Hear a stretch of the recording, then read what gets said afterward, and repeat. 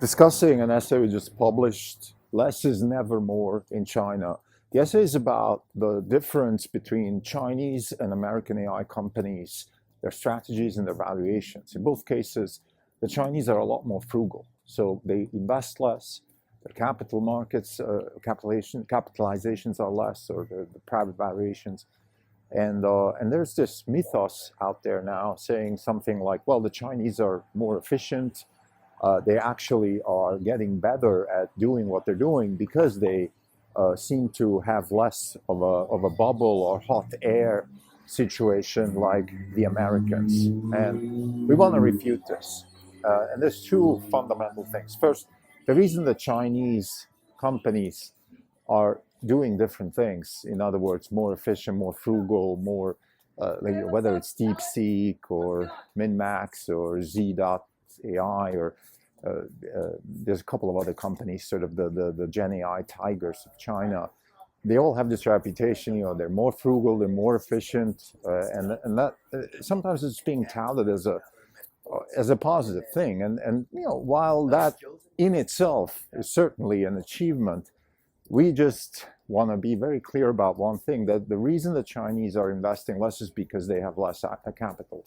The Chinese are capital constrained. The one constraint that the Chinese entrepreneurship class has and the Chinese economy has is that they're capital constrained. I'm going to talk about why that is the case in a second. But I want to say the second very important thing is that there is no race between China and the US when it comes to AI. And it's simply because both of these constituencies or geographies, both cultures, or whatever you want to call it, they're optimizing for different things. The American AI companies, they want to build a global cognitive operating system, a token factory for a global cognitive task force. In other words, if you're building a model in the US, in Europe, in Australia, in Canada, in Southeast Asia, wherever, you're going to pull from, or the goal of most American AI companies is to become the source of tokens for any kind of cognitive task, whether it's digital or physical. So some sort of cognitive internet, some sort of, global token factory. I don't know what you want to call it, but imagine you're a developer in Munich and you're building a chatbot for an insurance company.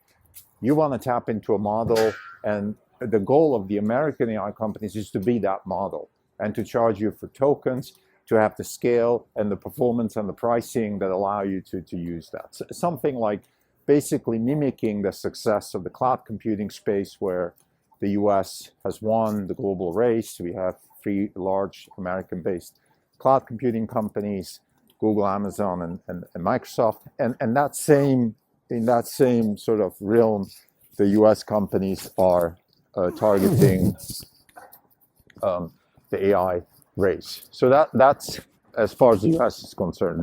The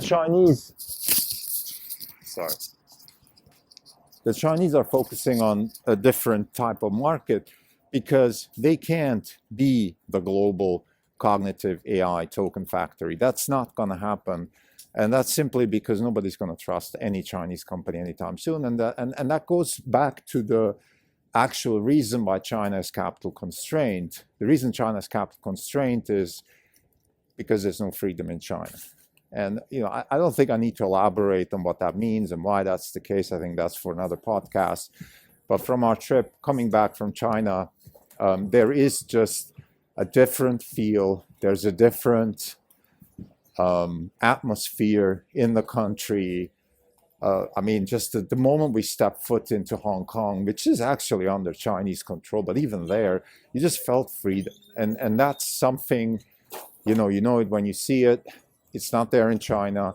And therefore, Chinese companies will not become the global suppliers of cognitive tokens, even though they are maybe more efficient, even though they're maybe more frugal in what they do.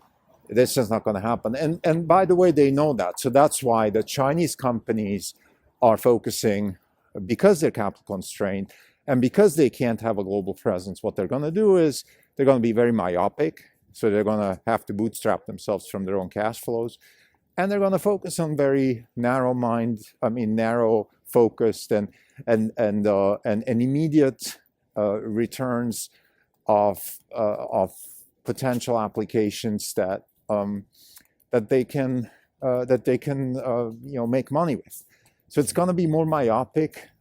For example, they're going to have a chatbot that allows illiterate Chinese people to talk to a ticketing agent in the Shenzhen subway so they can buy a ticket. Or they're going to do games. They're going to do payment solutions for the Chinese market, ordering stuff, paying stuff. A lot of focus in China is based on the illiteracy of a large part of the population. So they're going to solve these types of problems, and that's just a very different type of focus than that global focus of American companies. So as a conclusion now, and that's another thing I think we want to emphasize here, is that this is neither better nor worse. It's a different race.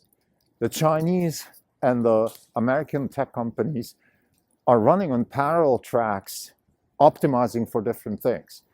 So some people might say, "Oh, you want to short the U.S. There's a bubble, and buy China. You get AI companies 10 times cheaper." Well, they're 10 times cheaper because their markets are different. They're optimizing for different things. I think they're both very good investments, by the way, but it's different.